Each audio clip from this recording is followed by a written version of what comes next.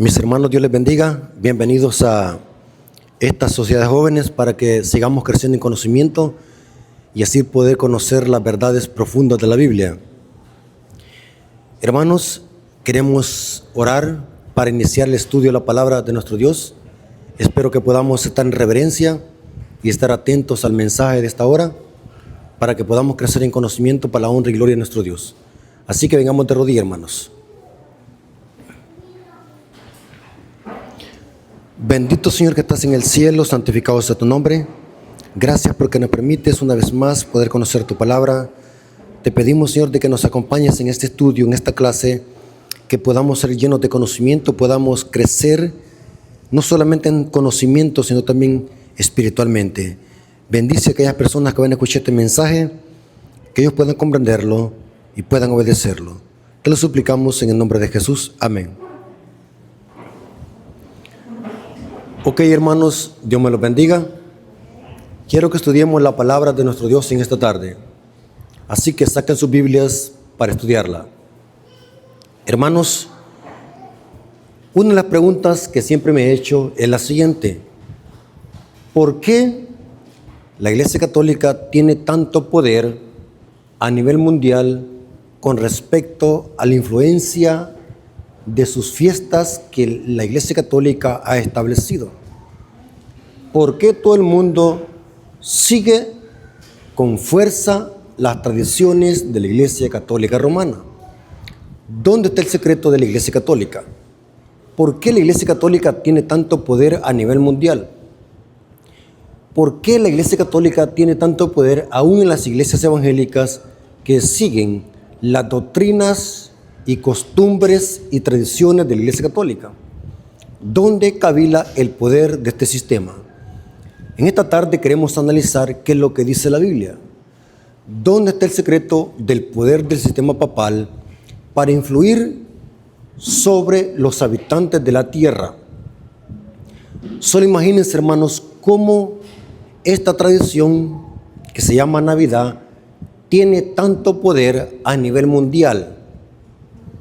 Gran poder, gran influencia que tiene no solamente en el mundo pagano, sino también en el mundo que supuestamente es cristiano. Así que en esta tarde quiero que analicemos bíblicamente por qué la Iglesia Católica tiene tanto poder a nivel mundial. Y ustedes pueden ver cómo en esta tradición la gente se enloquece, la gente se trastorna, la gente como que si cae en un desenfreno. Terrible, hermanos. Ahora, yo les dije que saquen sus Biblias porque vamos a leer. Vamos a estudiar la palabra de nuestro Dios. Quiero que analicemos Ezequiel capítulo 44, versículos 23. Recuerden de que estamos estudiando el por qué la Iglesia Católica tiene tanto poder a nivel mundial. Cómo las doctrinas y tradiciones de la Iglesia Católica tienen tanto poder e influencia en el globo terráqueo. ¿Dónde está el secreto de este sistema? Tiene un secreto y vamos a descubrirlo hoy a la luz de la Biblia. Ezequiel 44, versículo 23. Este es un mandato que Dios le dio a los sacerdotes levitas. Los sacerdotes levitas eran los guías del pueblo de Israel. Eran los líderes del pueblo de Israel. Los sacerdotes y los sumos sacerdotes. Y esta orden era para ellos. Ezequiel 44, 23. Leen conmigo. Y enseñarán a mi pueblo a hacer diferencia entre lo santo y lo profano. ¿Cuál era una obligación de los sacerdotes? Enseñarle al pueblo a hacer ¿qué? Diferencia entre lo santo y lo profano. Era una función y una obligación y un deber de los sacerdotes levitas instruir al pueblo, enseñarle al pueblo a hacer diferencia entre lo santo y lo profano. y les enseñarán a discernir entre lo limpio y lo no limpio. Esta era la enorme obligación de los sacerdotes levitas: enseñarle al pueblo a hacer diferencia entre lo santo y lo profano y a discernir entre lo limpio y lo no limpio. Discernimiento es una cualidad que deben de tener todos los líderes de la iglesia. Discernimiento. ¿Para qué es el discernimiento? Para saber hacer diferencia entre lo santo y lo profano y discernir entre lo limpio y lo que no es limpio. Ahora, vamos a ver de que cuando se perdía de vista este principio es cuando el pueblo de Dios caía en apostasía. Cuando se perdía de vista este principio de saber hacer diferencia entre lo santo y lo profano, es que el pueblo se mezclaba con el paganismo y caía en apostasía. Ahora, ¿qué es discernimiento? Porque una cualidad de los líderes de la iglesia es que tengan discernimiento. Si no hay discernimiento, alguien no puede ser líder. Porque si alguien no tiene discernimiento, es como darle un revólver a un loco. ¿Qué pasaría si le diéramos un revólver a un loco? ¿Qué hiciera? Iba a ser una gran matazón. Así es cuando un líder o un miembro de iglesia no tiene discernimiento. Es como un revólver en las manos de un loco. Ahora, ¿qué es discernimiento? Busquen en el diccionario qué es discernimiento. Dice que es la cualidad de hacer diferencia entre lo correcto y lo incorrecto. Es la cualidad de saber hacer la diferencia entre lo que es verdad y lo que es casi verdad. ¿Entienden esa palabra, hermanos? Una cosa es verdad y otra cosa es casi verdad. Los casi no existen. Si algo es casi verdad, significa que es un error completo. ¿Estamos de acuerdo, hermanos? Porque Dios es un Dios de verdad. Entonces, el discernimiento en esto consiste en saber hacer diferencia entre lo que es verdad y lo que es casi verdad. Y esta era una obligación primordial, seria y obligatoria debido a muerte de los sacerdotes levitas. Hay de aquel que enseñaba el error, hay de aquel sacerdote levita que extraviaba al pueblo, hay de aquel líder que estaba enseñándole al pueblo errores y apostasía. Dios le pedía cuenta. Algunos lo pagaban con su vida. Esta obligación que tenían los sacerdotes levitas era una obligación de vida o muerte. No es como hoy, que hoy alguien se puede subir a un púlpito, decir herejías, decir disparates, y nadie le dice nada. En los tiempos bíblicos esto no era así. Si un sacerdote levita le estaba enseñando errores al pueblo, estaba confundiendo al pueblo, pagaba con su vida. Y vamos a ver el ejemplo de dos sacerdotes levitas que por olvidar este principio pagaron con su vida. Dígame cuáles fueron esos dos sacerdotes levitas que se les olvidó hacer diferencia entre lo santo y lo profano. ¿Quiénes eran? Nadab y Abiú. Terrible, hermano.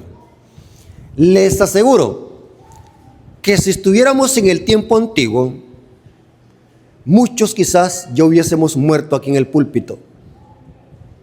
Terrible, hermanos. Hablemos de Nadab y Abiú. ¿Quiénes eran? Nadab y Abiú eran dos sacerdotes levitas, eran dos sumos sacerdotes levitas. El papá de ellos, ¿cómo se llamaba? Aarón. ¿Y Aarón qué era? también sumo sacerdote. ¿De la tribu de qué? De Leví. Todos los sacerdotes eran levitas, pero no todos los levitas eran sacerdotes. ¿Entienden esa palabra? Los únicos que podían ser sacerdotes y sumos sacerdotes eran los de la familia de ¿quién? De Aarón, aunque ellos eran levitas, pero no todos los levitas eran sacerdotes. Ahora vamos a ver lo que pasó con estos dos jóvenes que eran sumo sacerdote. En Levíticos capítulo 9, versículos 23 al 24 dice algo muy interesante. Levíticos capítulo 9, versículos 23 al 24. Explico cuál es el contexto de este versículo o de estos dos versículos. Dios había dicho a Israel y a los sacerdotes levitas que para ofrecer incienso adentro del santuario tenían que tomar fuego del altar del holocausto, porque ese fuego Dios lo mandaba. ¿Cuándo es que Dios mandaba fuego del cielo? Cuando el cordero y los holocaustos cumplían los requisitos de Dios. La evidencia que Dios aceptaba, vemos acá, la evidencia que Dios aceptaba los sacrificios era que descendía fuego del cielo y este fuego permanecía encendido. Por eso es que se llamaba el altar del holocausto, porque la palabra holocausto significa como subiendo humo. Noten, aquí está el humo subiendo, porque eso significa holocausto. Del todo quemado, como subiendo humo. Por eso es que se le ponía el altar del holocausto. Y los sacerdotes levitas, para ofrecer incienso adentro del santuario, tenían que tomar fuego de acá, fuego que Dios mandaba. Noten cómo dice Levíticos capítulo 9, versículos 23 al 24. Y entraron Moisés y Aarón en el tabernáculo de reunión, y salieron y bendijeron al pueblo, y la gloria de Jehová, la Chequiná, y la gloria de Jehová apareció a todo el pueblo. Y salió fuego delante de Jehová. Esta palabra salió fuego significa que de la gloria de Dios salía fuego. Y salió fuego delante de Jehová y consumió el holocausto con las grosuras sobre el altar, y viéndolo todo el pueblo alabaron y se postraron sobre su rostro, porque Dios estaba demostrando que había aceptado ese sacrificio, ese holocausto. Salió fuego delante de Dios. Dios mandó fuego y consumió el holocausto. Ese fuego era fuego ¿qué? Santo, porque Dios lo había mandado. Pregunto, hermanos, ¿el fuego de la hornilla quema? Si metemos el dedo, ¿va a quemar? Sí, pero ¿es santo? No, porque Dios no lo mandó. ¿Quema? Sí, pero no es santo. Lo que es santo es lo que Dios manda. ¿Estamos de acuerdo? Esto lo tenía claro un sumo sacerdote. No eran ignorantes, no eran iletrados, no eran indoctos. Inclusive la ley decía que los sacerdotes tenían que estudiar la Torá, la ley de Moisés, para que tuviesen una comprensión correcta de lo que era santo y lo profano. Inclusive un rollo de la ley se le daba a los reyes de Israel, porque los reyes de Israel tenían también esta obligación de enseñarle al pueblo a hacer diferencia entre lo santo y lo profano. Gran obligación, tremenda, hermanos. Yo les hago una pregunta: ¿será que los líderes tienen esa misma obligación hoy en día o ya no? ¿Será que Dios pide lo mismo para los líderes de la iglesia adventista hoy o ya no? ¿O Dios cambió? ¿Creen ustedes de que también Dios les pide a los líderes de la iglesia, ya sean ancianos, directores de escuela sabática, pastores, ministros, teólogos, eruditos, que le enseñen al pueblo a hacer diferencia entre lo santo y lo profano. ¿Dios pide eso a sus líderes hoy o ha cambiado? Dice Malaquías 3:6 dice: porque yo Jehová no cambio. Dios no cambia. Noten, vamos a ver lo terrible que hicieron estos hijos de Aarón, que no eran ignorantes, eran conocedores. Pero vamos a ver qué es lo que pasó con ellos. Es terrible, hermanos. Levíticos capítulo 10, versículos 1 y 2. Levíticos capítulo 10, versículos 1 y 2. Nadab y Abiú, hijos de Aarón, tomaron cada uno su incensario y pusieron en ellos fuego, sobre el cual pusieron incienso, y ofrecieron delante de Jehová fuego ¿qué? Extraño. ¿Qué significa fuego extraño? Que no lo tomaron ¿de dónde? No lo tomaron de acá, porque entonces dijera tomaron un fuego santo, pero dice tomaron fuego extraño. La pregunta es, ¿de dónde tomaron? ¿De dónde tomaron fuego? Podemos nosotros inferir. Quizás andaban ahí, quizás un fósforo, o andaban algún cigarro, o quizás fueron a la casa a traer fuego de la hornilla, o quizás andaban algún chispero, o quizás se pusieron a hacer fuego como los cavernícolas con 2 piedras. No sabemos de dónde tomaron fuego, pero el texto dice que ofrecieron fuego extraño que nunca les mandó.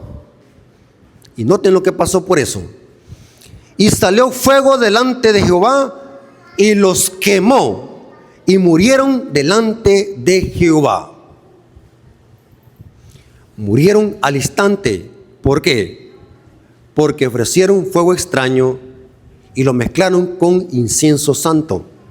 El incienso era santo.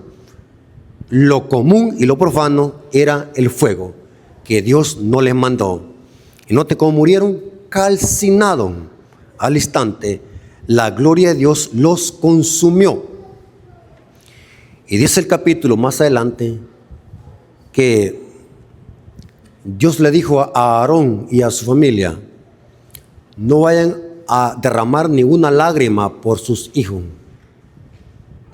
Yo me pregunto, hermanos, yo cuando leo la Biblia me hago preguntas y la mente me trabaja. ¿Qué padre no va a llorar por su hijo? ¿Acaso hay un padre que no puede llorar por su hijo que ha muerto?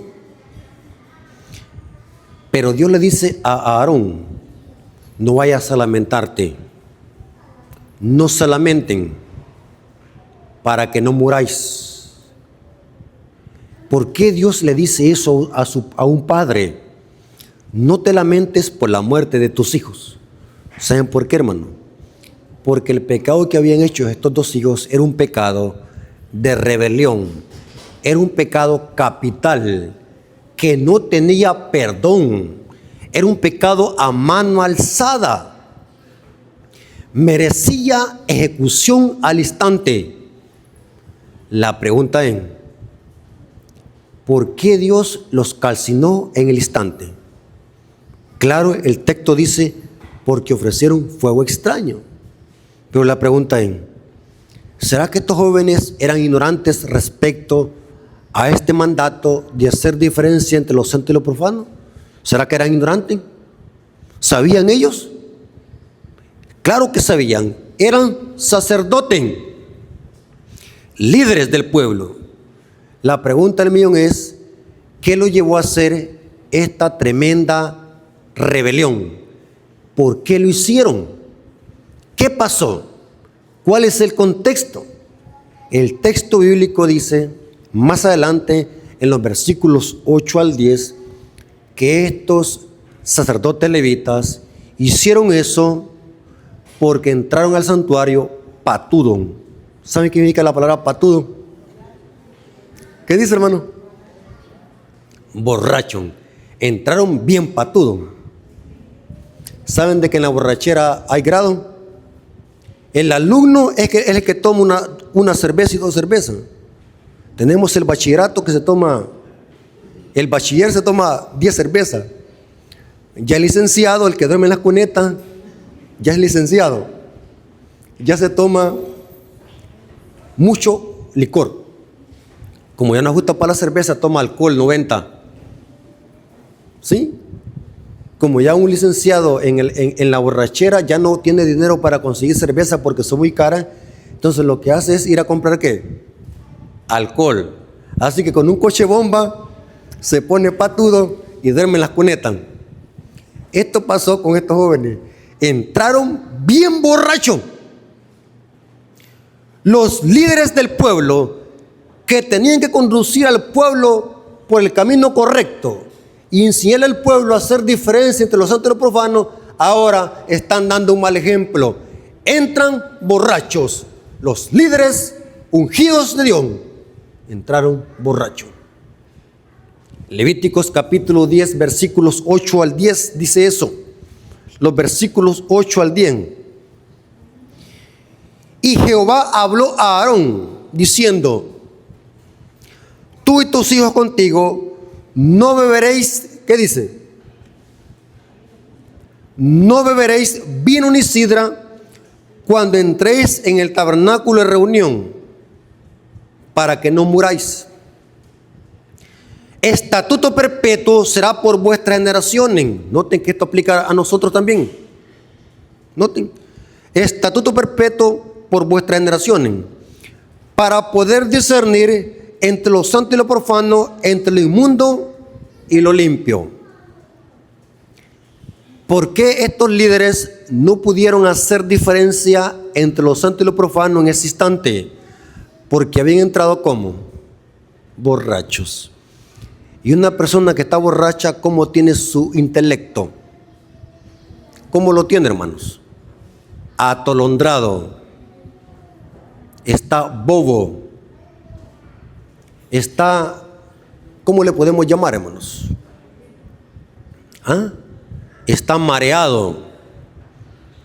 Cuenta un dicho de que dicen de que un borracho estaba en la calle y estaba tan borracho que miraba que las casas daban vuelta. Y él decía: cuando pase mi casa me voy a meter. Hermano, y esto está bien comprobado, hermano. Una persona que está bien borracha no entiende. Hermanos, hoy en estas fiestas, hermanos, ¿cómo abundan los borrachos?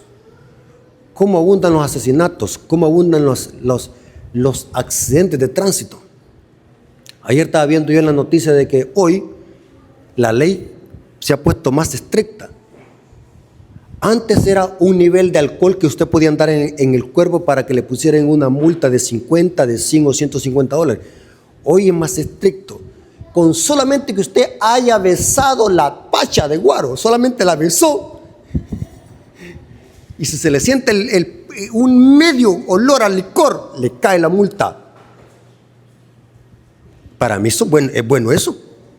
Para mí es bueno eso, porque está muy poquito, 150 dólares. Hay gente que no respeta en las calles, hermanos. Mire que eso es terrible. Cómo hay asesinatos y grandes matanzas por causa del efecto del alcohol. Porque la gente que anda alcoholizada, su mente la anda atolondrada. No sabe discernir entre lo santo y lo profano. Yo les hago una pregunta, hermanos. ¿Creen ustedes de que se le puede dar estudio bíblico a un borracho? ¿Se le puede dar estudio bíblico a un borracho?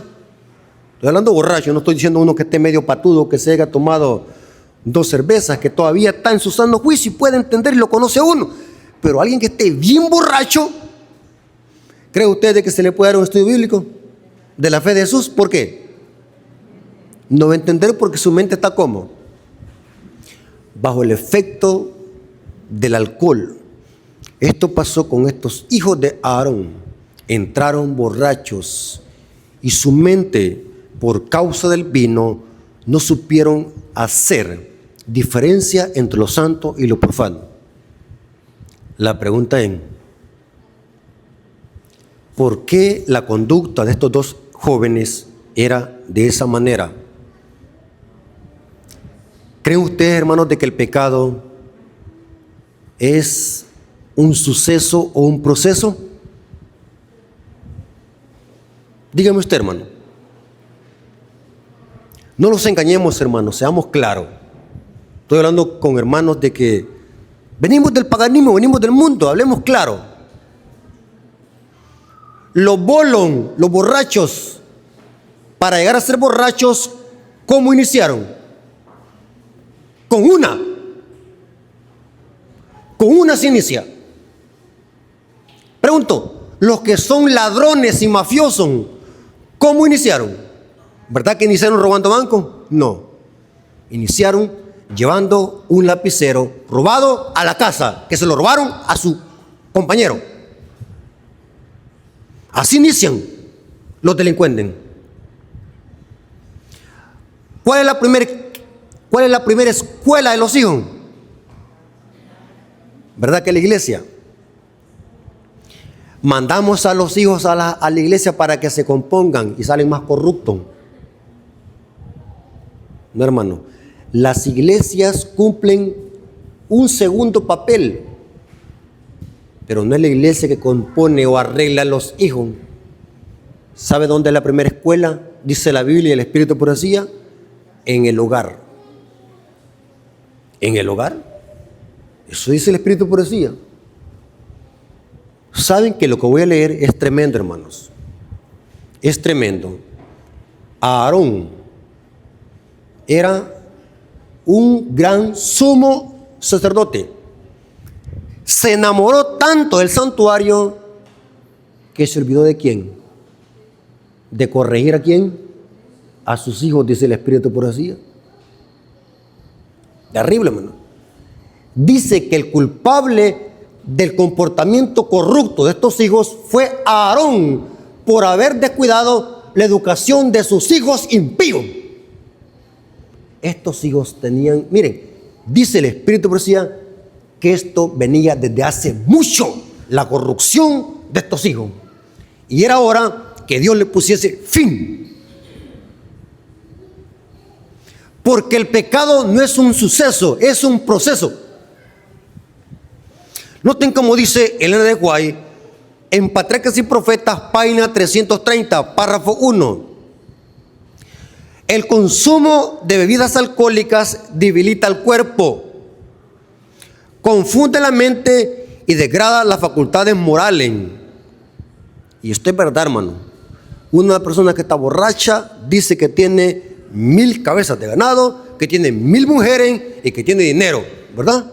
¿Verdad que así dicen? Y que se matan con cualquiera. ¿Sí o no? Noten. Degrada las facultades morales. Impide a los hombres comprender la santidad de las cosas sagradas y el rigor de los mandamientos de Dios.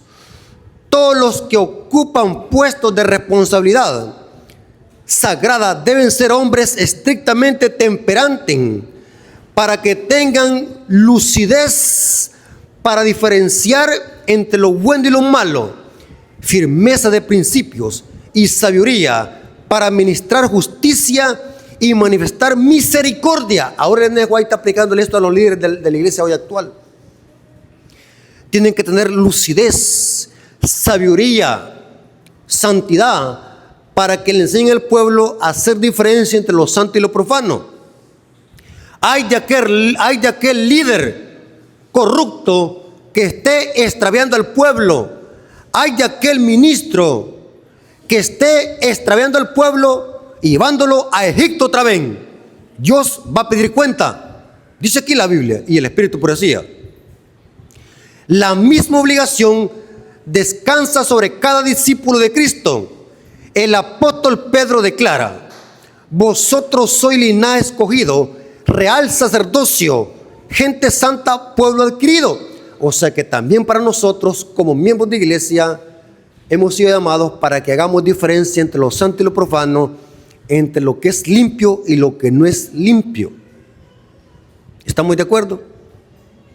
Ahora, noten cómo dice la siguiente página. Patriarcas y Profetas, página 328, párrafo 2.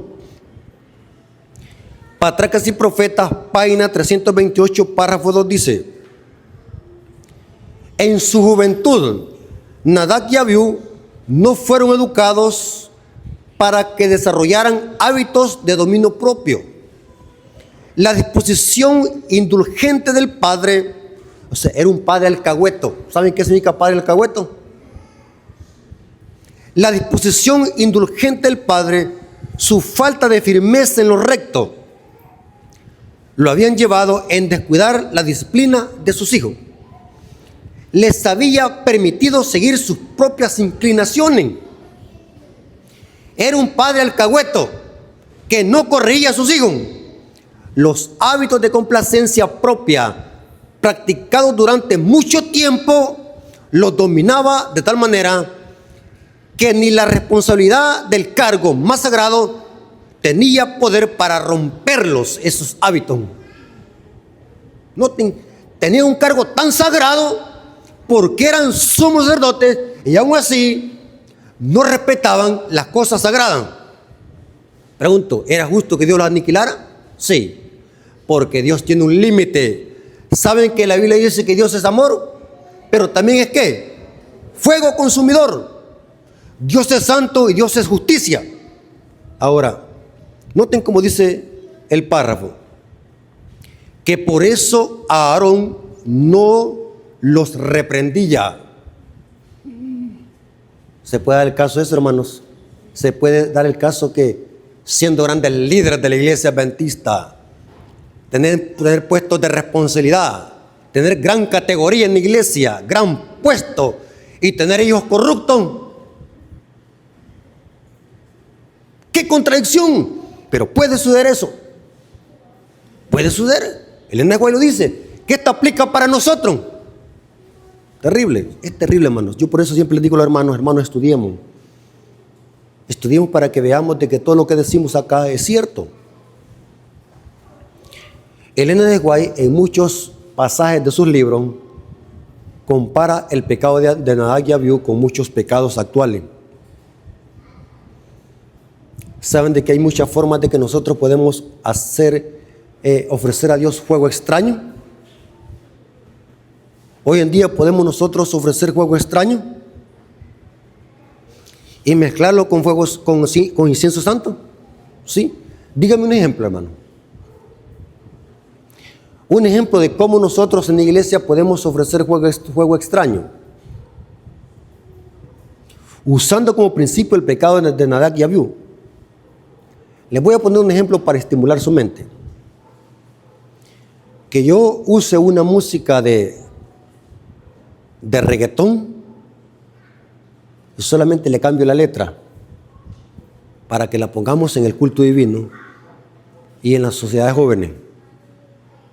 Solamente le cambié la letra, pero es la música reggaetón. Noten, fuego extraño. Mezclar lo santo con lo profano. Terrible, hermano. Otro ejemplo de usar fuego extraño. Que yo dentro de la iglesia infiltre tradiciones de la iglesia católica y las justifique con la Biblia. Por ejemplo, el mundo actual, en este mes, ¿a quién dice que le celebran la Navidad? ¿A quién dice que se la celebran? ¿A quién dicen? A Cristo, dice, que nació en Belén. Pero ¿saben de que no es a Cristo? Es a Saturno, al dios Sol. Pero lo justifican con rostro de cristiano. O sea, fuego extraño es tomar las cosas del mundo y meterlas a la iglesia y ofrecérselas a Dios. Fuego extraño. Pudiésemos poner muchos ejemplos de fuego extraño que se ha infiltrado en la iglesia. El Día de las Madres. Y yo quiero leerles una cita para corroborar, hermanos. La cita que les voy a leer, Elena White la usa y le llama pecado de Nadab y Abiú. ¿Saben a qué? Y esto lo están haciendo muchas iglesias adventistas. Muchos ya lo saben, pero otros lo hacen por rebelión. es que para recoger dinero para algún departamento de la iglesia se hacen tamales, pupusas, excursiones y rifan. Elena de White le llama a eso ofrendas cojas y enferman. La única forma de meter dinero a la iglesia es a través de los diezmos y las ofrendas. No es a través de excursiones, comilonas, tamales o pupusas o fiestas. ¿Saben de dónde han copiado muchas iglesias adventistas ese método? De las iglesias protestantes que constituyen Babilonia. Y les voy a leer dónde Elena de White dice eso. Consejo sobre mayordomía cristiana, página 216, párrafo 1. El capítulo se llama Ofrendas cojas y enferman. Léalo. 5 páginas donde hablan los métodos equivocados para recoger dinero para el sostén de la obra de Dios. Dinero profano, dinero abominable. Ella le llama ofrendas que llevan la maldición de Dios. Muchas iglesias lo hacen. ¿Conocen ustedes alguna iglesia que cuando dicen nos hace falta un foco, hagamos tamales?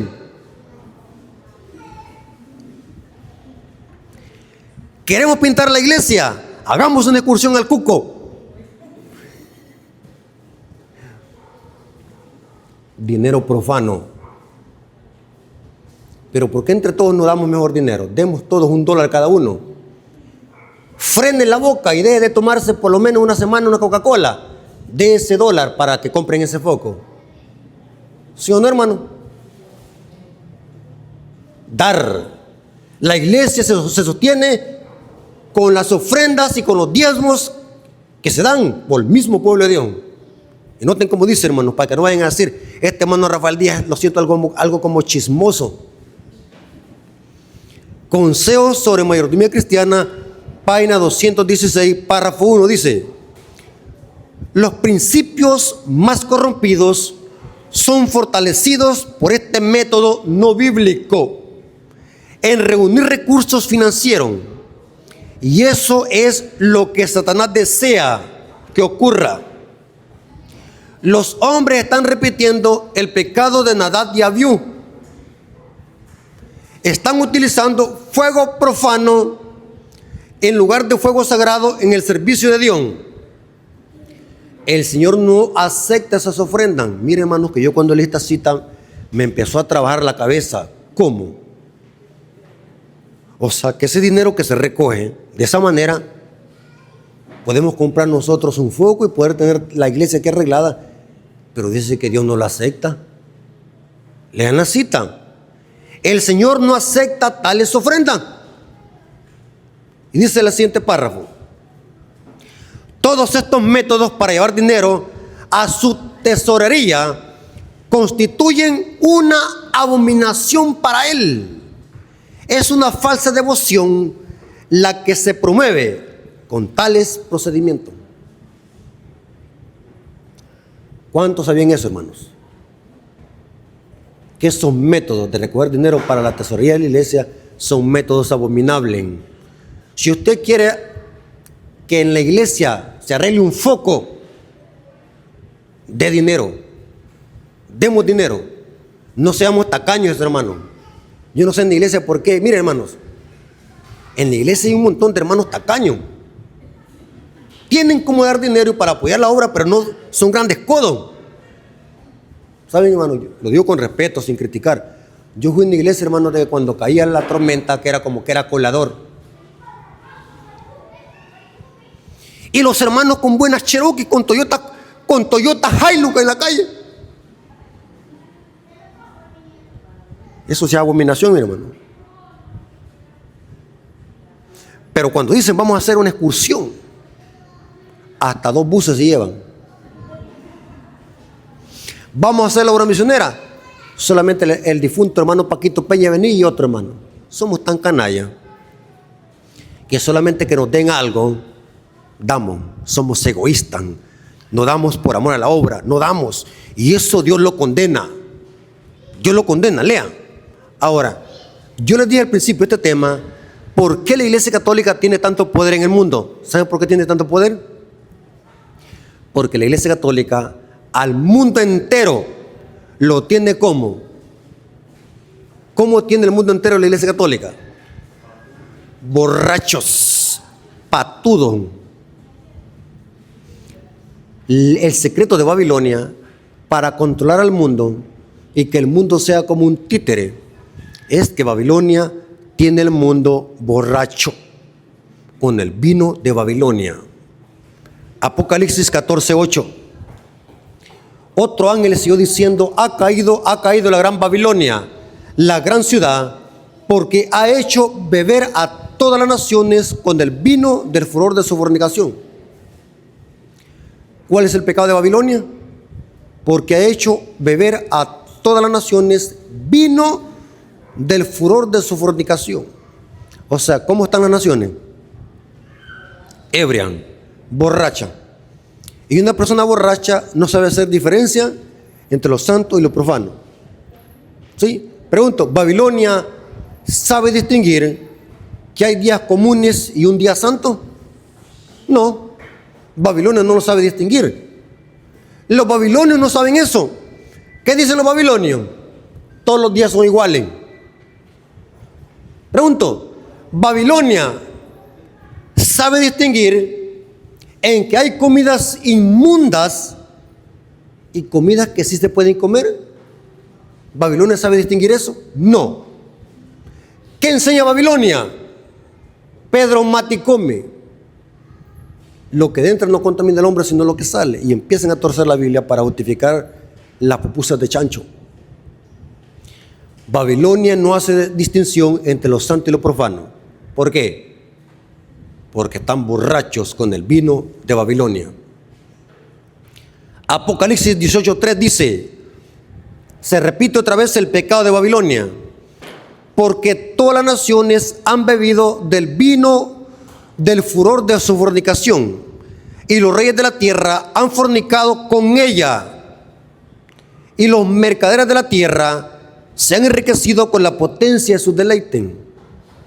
Aquí otra vez se repite el pecado de Babilonia, porque todas las naciones han bebido del vino del furor de su fornicación. Ahora, este vino de Babilonia, ¿dónde está contenido? Vamos a ver de qué está contenido una copa. Apocalipsis 17, versículos 1 al 4. Apocalipsis 17, versículos 1 al 4. Vino entonces uno de los 7 ángeles que tenía las 7 copas y habló conmigo diciéndome: ven acá y te mostraré la sentencia. ¿Contra quién? Contra la gran ramera, la cual está sentada sobre muchas aguas, con la cual han fornicado los reyes de la tierra, y los moradores de la tierra se han embriagado con el vino de su fornicación.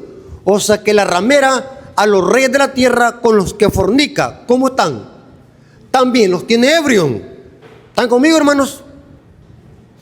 Y me llevó en el espíritu al desierto, y vi una mujer sentada sobre una bestia escarlata, llena de nombres de blasfemia, que tenía 7 cabezas y 10 cuernos, y la mujer estaba vestida de púrpura y escarlata, y adornada de oro y de piedras preciosas y de perlas, y tenía en la mano el que tiene un cáliz o una copa. ¿Y esa copa de qué está llena? Tendría que estar llena de vino, pero ¿cómo se dice acá? Llena de abominaciones de la inmundicia de su fornicación. O sea que el vino de Babilonia ¿son qué? Son las abominaciones que están contenidas ¿a dónde? En la copa. O sea que el vino de Babilonia es lo mismo que las abominaciones, porque las abominaciones y el vino están contenidos en una copa. Ahora, ¿qué es el vino de Babilonia? El espíritu de profecía, voy a leer 3 citas por lo menos. El vino de Babilonia representa en profecías las falsas doctrinas y falsas prácticas y tradiciones con que la Iglesia Católica tiene embriagado a los reyes de la tierra y a las aguas que son la muchedumbre. O sea, Babilonia, la gran ramera, controla a los reyes de la tierra con los que fornica a través del vino. O sea, el secreto del poder de Babilonia está en el vino. Mientras las muchedumbres están ebrias, Babilonia las tiene en sus manos. Si les pasa la borrachera, es posible que se salgan de Babilonia. ¿Sabe, hermano, que todo esto tiene un simbolismo profético? Los mensajes de los 3 ángeles llaman a la gente que salga de Babilonia. Y al salir de Babilonia significa que a la gente le va a pasar la borrachera. O sea que el mensaje de los 3 ángeles hace que la gente se desintoxique del vino ponzoñoso de Babilonia, que son sus falsas doctrinas. ¿Están conmigo, hermanos? Vamos a ver que el espíritu de profecía asocia el vino de Babilonia con falsas doctrinas, falsas prácticas y tradiciones de Babilonia. Pregunto, ¿qué pasa cuando a la gente se le dice, hermano, la Navidad es pagana? ¿Cómo salen los hermanos? ¿Cómo se ponen? Enojados, porque están como ebrios con el vino de Babilonia. O sea que, aunque todavía son parte de la iglesia adventista, pero tienen un poquito, les hace falta que le pase la rezaga. ¿Saben qué es rezaga, hermano? ¿Ah? Cuando alguien ha andado bien patudo y el día siguiente, ¿cómo se siente, hermano? ¿Ah? Solo ganas de tomar agua helada o una sopa de pescado bien caliente con limón y sal.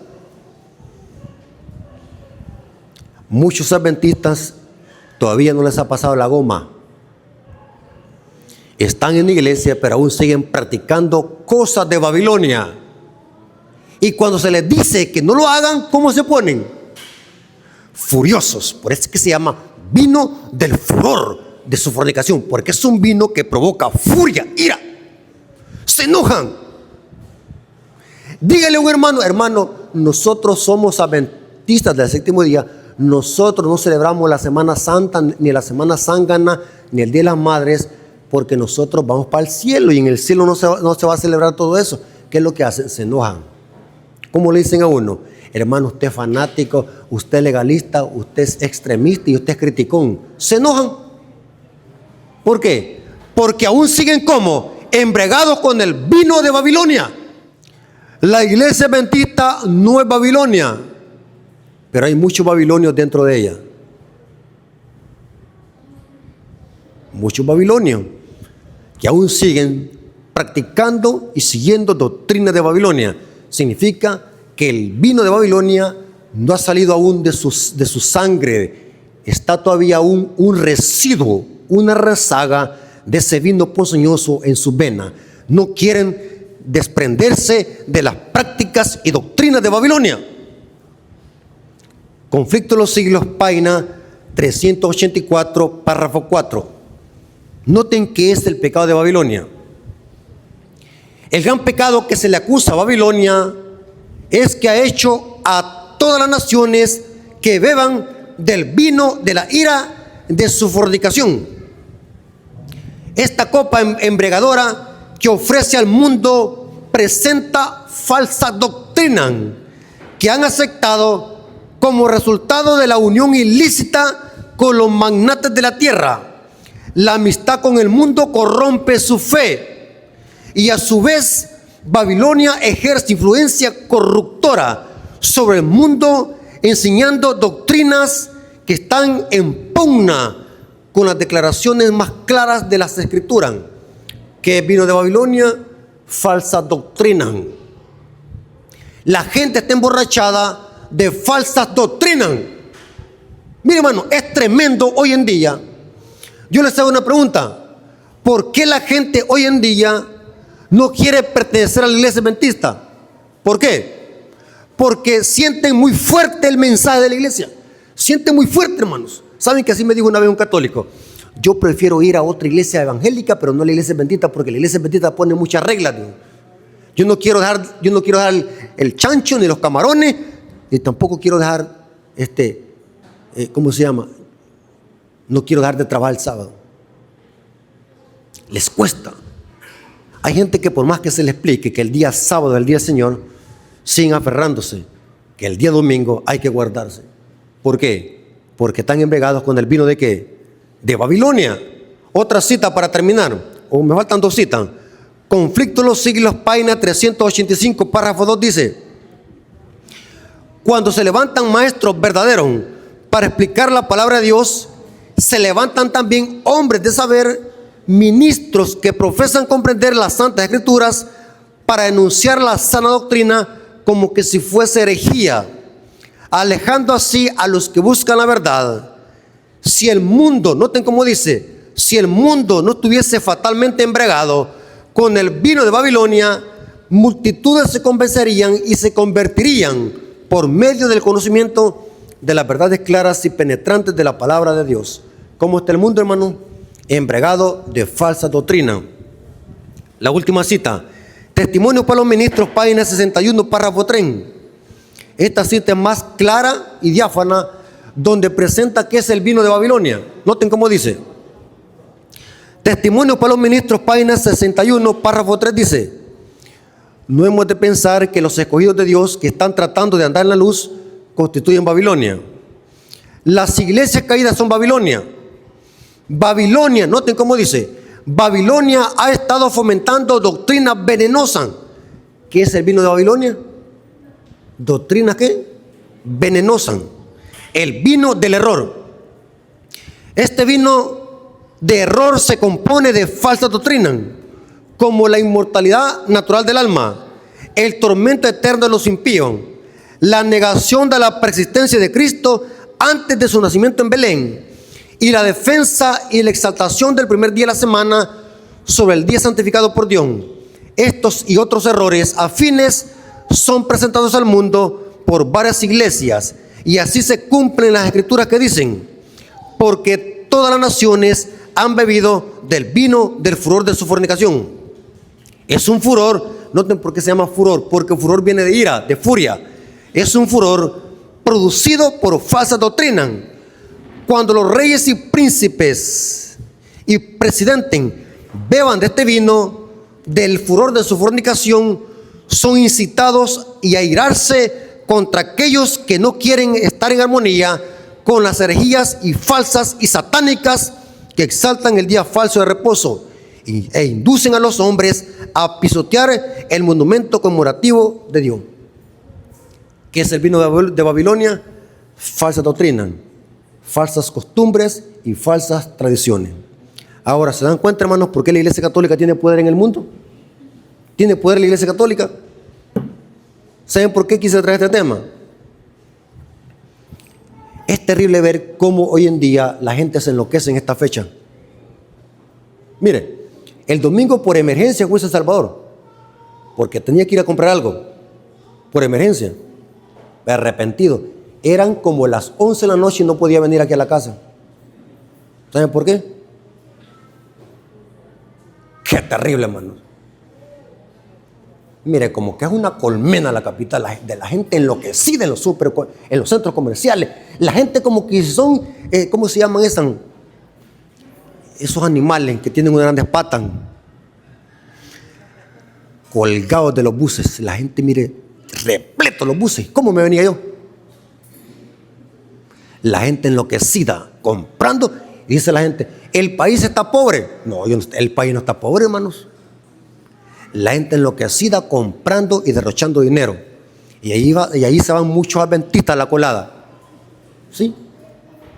Celebrando la Navidad. Puro engaño satánico, pura mentira. La gente cree de que esto es una fiesta para Cristo.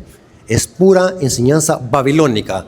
La Navidad, hermanos, con toda seguridad, es parte del vino de Babilonia. Créalo, hermanos. Porque si no, no tuviese tanto poder en el mundo. ¿Estamos claros, hermanos? Así que Dios les bendiga y que la honra y la gloria ha sido para nuestro Dios. Espero que hayamos aprendido, hermanos. El objetivo de estos estudios es para que crezcamos en conocimiento y podamos conocer la verdad y hacer diferencia entre lo santo y lo profano. Así que Dios les bendiga, hermanos. Hermanos, Dios les bendiga.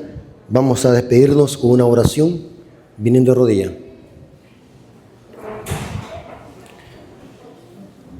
Bendito Señor que estás en el cielo, santificado sea tu nombre. Gracias porque nos permitiste estudiar tu palabra y conocer qué significa el vino de Babilonia. Ese vino que a la gente no la hace entender la verdad. Ese vino que confunde a la gente y la hace incapaz para discernir entre lo santo y lo profano. Bendícelo, Señor, para que podamos, si tenemos algo de ese vino en nuestro corazón, podamos ser desintoxicados y podamos predicar la sana doctrina, el Evangelio eterno. Bendice a tu pueblo, para que podamos nosotros presentarle al mundo el vino nuevo que representa el Evangelio puro, los mensajes de los tres ángeles. Bendice la iglesia, bendícelo durante esta semana, que tu Santo Espíritu nos proteja de toda especie de mal y que tus santos ángeles nos acompañen donde quiera que andemos. Provee, Señor, lo que necesitamos. Cuida a tu pueblo de toda especie de mal. Pues estos favores te suplicamos, no porque tengamos mérito, sino los méritos de Cristo Jesús, nuestro Señor y Salvador. Amén. Mis hermanos, feliz semana.